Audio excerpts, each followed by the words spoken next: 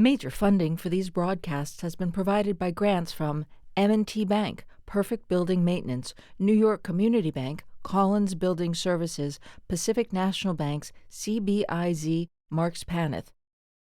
Additional support for these broadcasts has been provided by grants from Bank of America, Douglaston Development Levine Builders, Flushing Bank, Handro Properties LLC, ESSH Investments, James D. Kuhn Real Estate Center at Syracuse University, John Cassimatidis Red Apple Group, Markham LLP, Ocean First Bank, RPW Group, TD Bank, the One Stop Property Group, and these friends.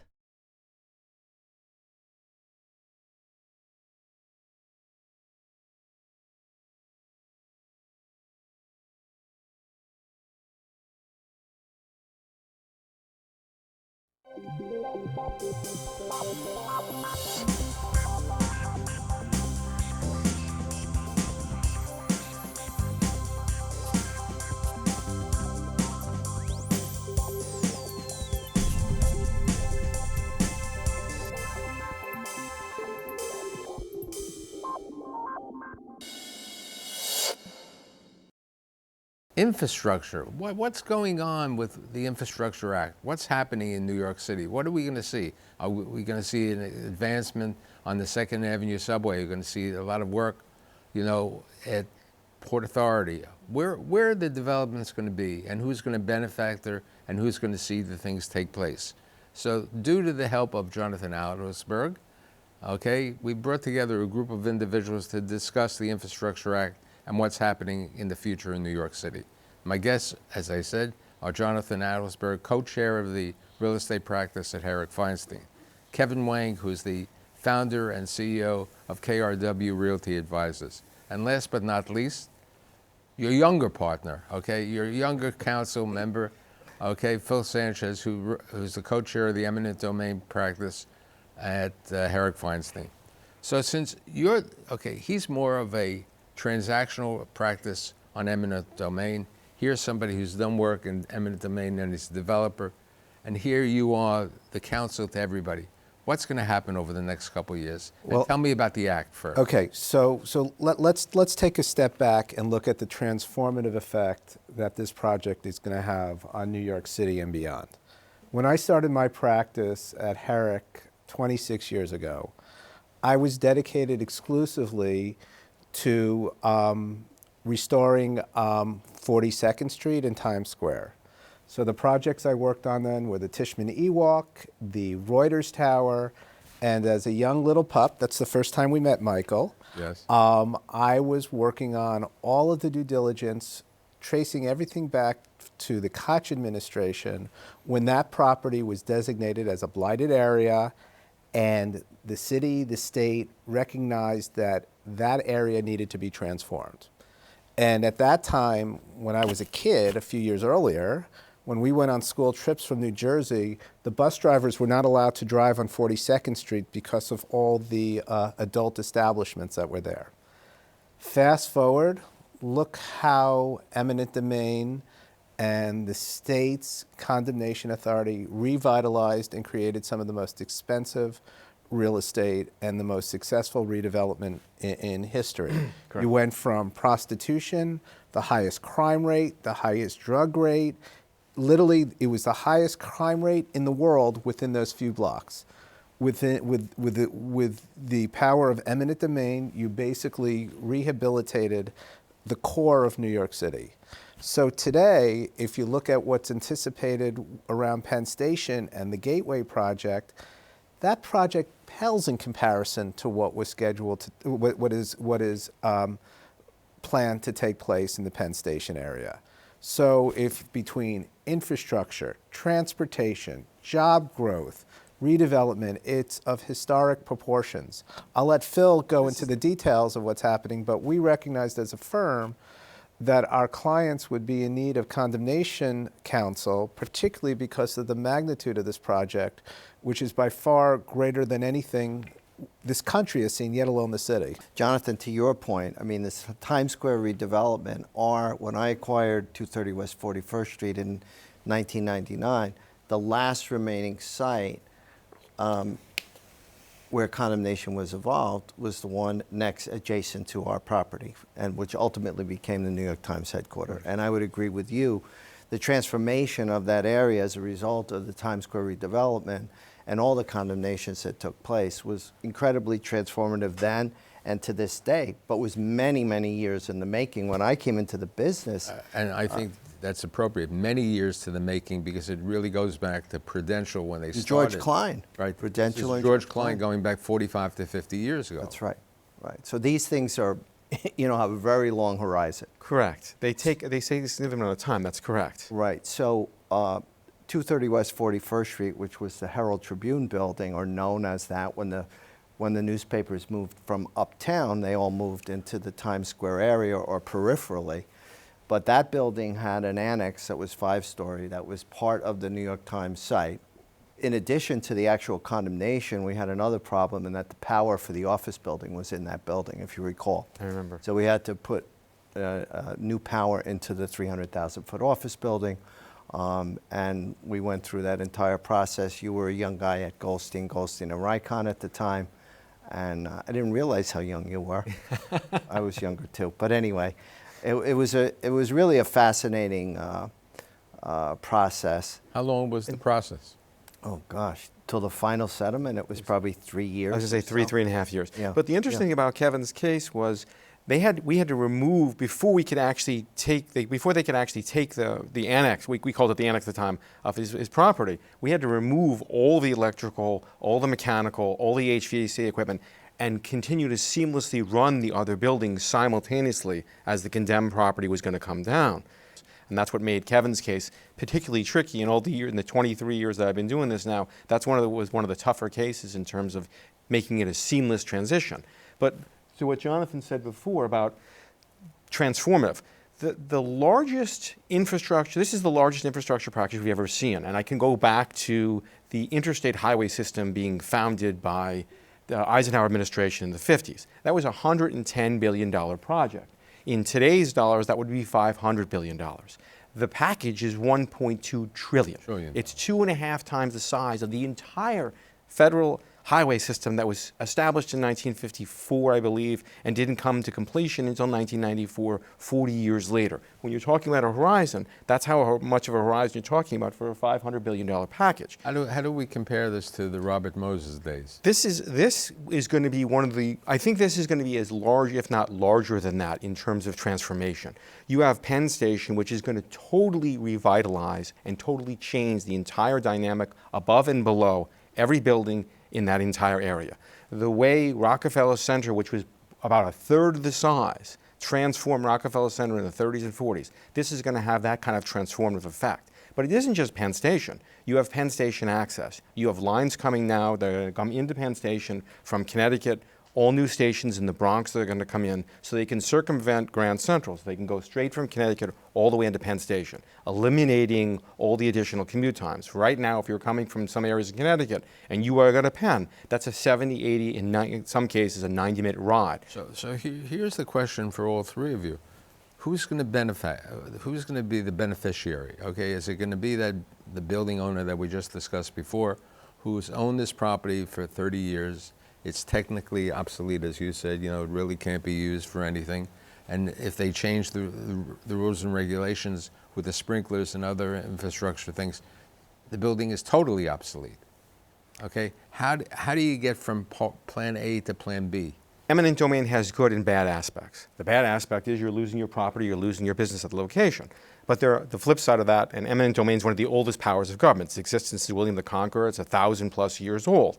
It's one of the core values, the core powers of government that it has. That awesome power evokes a lot of change, as Kevin and Jonathan were saying. 42nd Street. Look at how long it took, but look at the transformative nature of what it did. If you go back to looking, as you described, 42nd Street in the 70s and the early 80s, and the way it looks now, the entire area surrounding it and all the ancillary ripple impacts of the buildings and property values anywhere near there now is 4, 5, 6 times what they were if you go back to before the transformation took place. In some cases, 10 or 12 times. The building owners who initially will be impacted when they lose the properties and lose the businesses. However, under eminent domain, they get paid for highest and best use regardless of what's at the site. And in many instances, as Jonathan started saying earlier, that can be a boom to a lot of the property owners. So are we going to, in the opinion of my three guests, are we going to see casinos? So you're definitely going to see marijuana locations. Okay, they've already opened up, the medical and the unmedicated situation. But what are you going to see, and how long is it going to take, and who are going to be the leaders behind this? That's we keep on going back to that word transformative, which in fact it is. So if you look, among my heroes of New York City is Michael Bloomberg. Bloomberg had this vision of modernizing New York City, and one of the core components of modernizing any city is transportation. Easy access. If you just look at the pain it takes to get around this town, if you have a clean, viable transportation network going into a central business location, all of the great cities of the world have that. And what this project does is the ripple effect of that type of project across the board.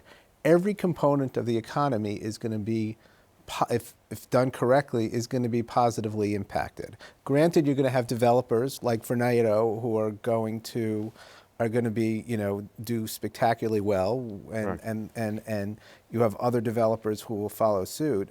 But you will populate the buildings that are anticipated with new businesses and increased employment. You'll make it that much desirable for people for live-work environments.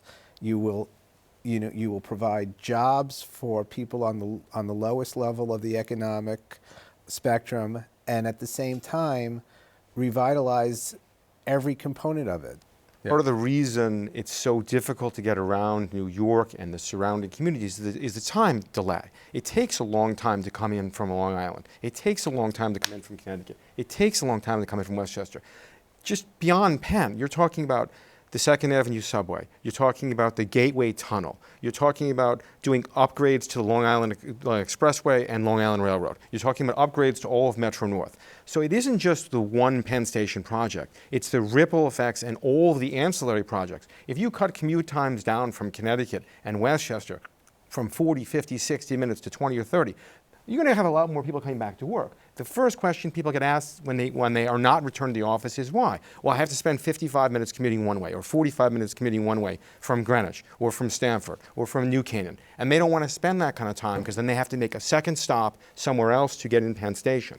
By all of these ancillary projects are going to reduce those commute times dramatically. Getting people back in the office will be a lot less difficult when your commute goes from 40 minutes to 22. And it's one seat, one ride to Penn. So and let's- all those West Side so buildings let's ask the get access. developer. When you bought the property on 41st Street, what was your intention to do with that property? Did you have in your mind that you wanted to have this eventually eminent domain and to be developed into another site? Or were you planning to keep the Herald Tribune building as a publishing building? Okay. The plan was it was a great opportunity to take a building which at the time, because of the times, was rented already substantially below what the market rate we thought we could achieve by renovating the property. So that, along with what had happened with the Times Square redevelopment and it basically coming to fruition along 42nd Street, 41st Street, 30 years ago, you wouldn't even dare walk down the street because it was actually that alley to the back end of 42nd Street. Right. It was a dangerous, dangerous street. So it literally gave that building a totally new life. Had we done nothing, we did some good things to the building and tenanted the building with, a lot of theater people. It became, it was a 100% leased building. We doubled the rents. The market also got a little boost from the market at the time.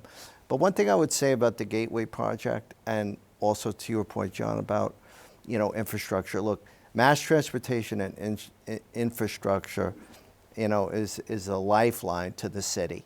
All right, and there are things that people don't see that need attention that will be attended to as a result of the really crumbling infrastructure that we don't see that must be repaired. In terms of the Gateway project, because of the foresight of Hudson Yards and that coming to fruition, Midtown West with Brookfield, and now what Vornado is doing in Penn Plaza, the Moynihan Station, which is, forever in the making, and how that turned out. You can already see it happening. So the periphery with the Pennsylvania Hotel, the blocks to the south, I mean, who benefits? I think the city benefits. And the individual property owners who have functionally obsolete buildings, they're going to benefit also. I mean, this is a transaction question.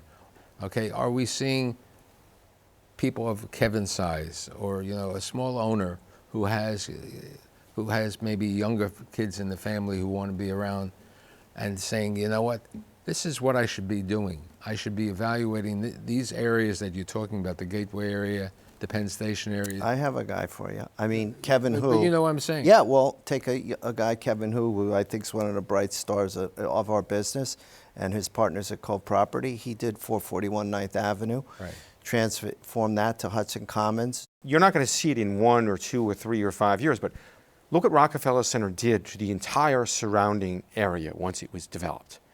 The entire area changed. And the same thing about this. You have one Vanderbilt went up. The entire area begins to change on it. This isn't one building. We're talking close to 2 dozen I agree, new properties. But, if you follow the history of the Durst organization, when the Durst organization decided to go to 6th Avenue, it was a failure for them. They thought that 6th Avenue was going to be a great location, and they really, and they invested in the properties, and it didn't work out. But this is bigger than one group of... No, I agree, but we're talking. Look, I'm not downplaying Durst. But that cuts to the risk that developers take. That's right. Market timing. But the reason this is bigger than one developer is because it isn't just Penn Station. It's all of the ancillary construction and infrastructure that goes with it. It's all of the surrounding projects. It's the Second Avenue. In my world, if we just had the Second Avenue subway, it would be a huge project. Just doing Barclays Center itself is a huge project. Just doing Gateway on its own is a huge project. Now you're going to do Second Avenue subway, Gateway Tunnel, Penn Station access from Connecticut, as well as redoing the entire underneath and above Penn simultaneously. All of those interconnected. I've missed something over the last 20 minutes. What about the other boroughs? Okay, Manhattan. I haven't heard of anything, and then you brought up the Barclays Center, which was Brooklyn. Right. Okay. We have land in East New York. Okay.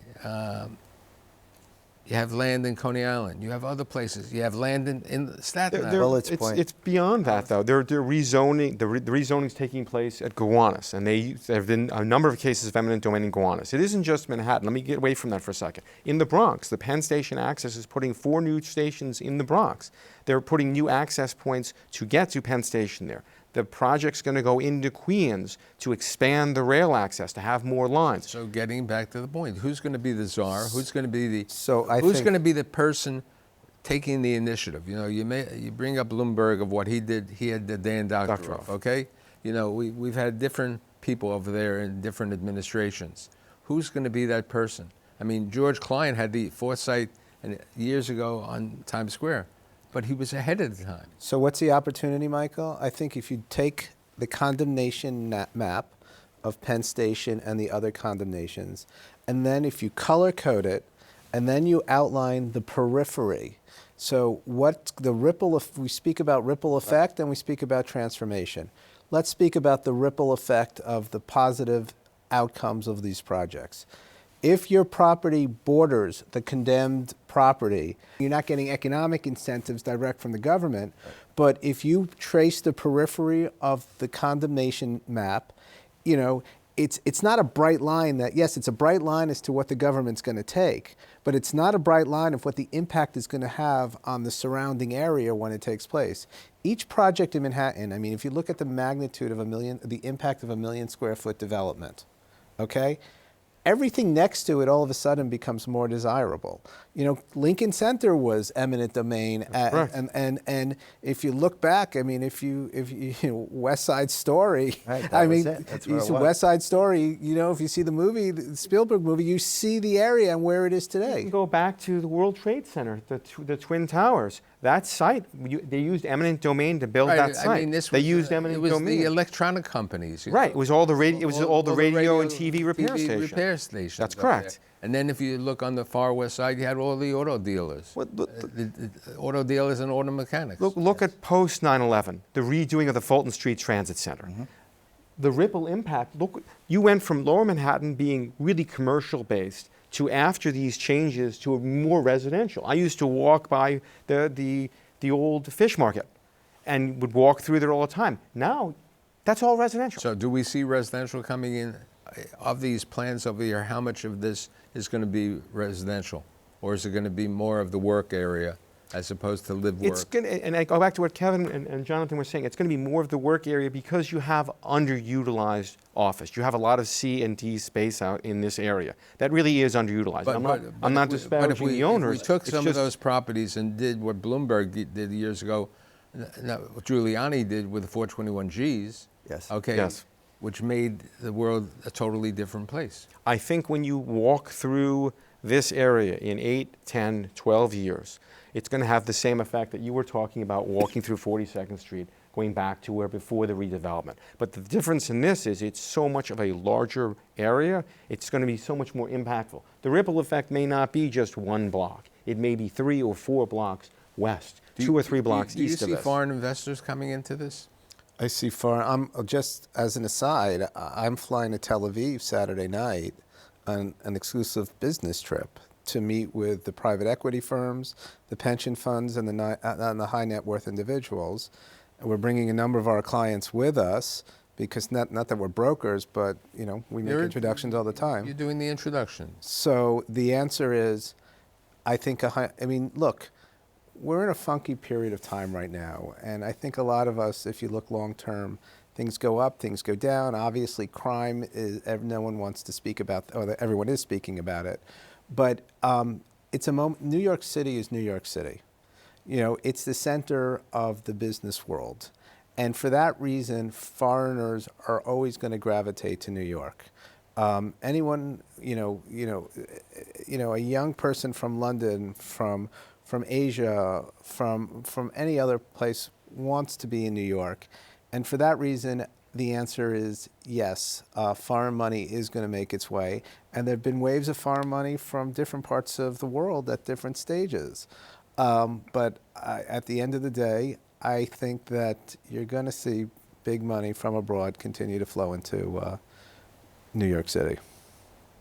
Going back to your question before, and I've seen this a lot in eminent domain, if you're a younger developer, if you're looking for areas to buy property or invest, certainly you're not going to buy something in the middle of eminent domain. But if you go 1 or 2 blocks east or west of this, those properties are going to go up in value. 30, 40, 50, 60%. There's no question in my mind. And some of those may be, provided that the appropriate tax incentives are implemented. Correct. Which is what the 421Gs Makes sense for residential conversion, providing that the building has, the physicality to convert to residential, because not every building can.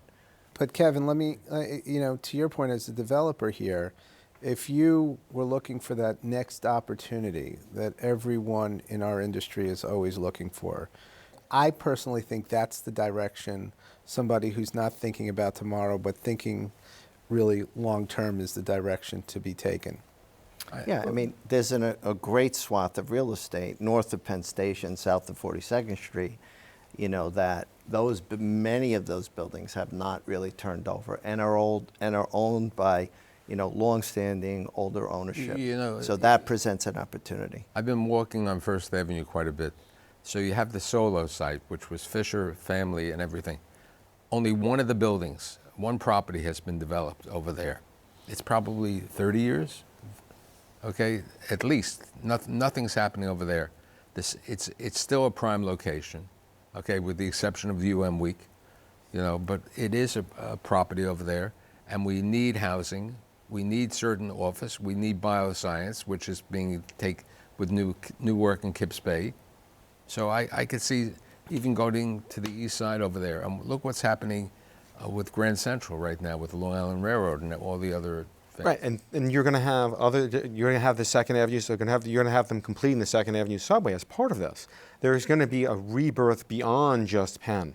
Like I said, Second Avenue subway going out to Brooklyn and Queens, the Long Island Road. They're expanding the number of trains. They're expanding. They have the third track that's almost completed.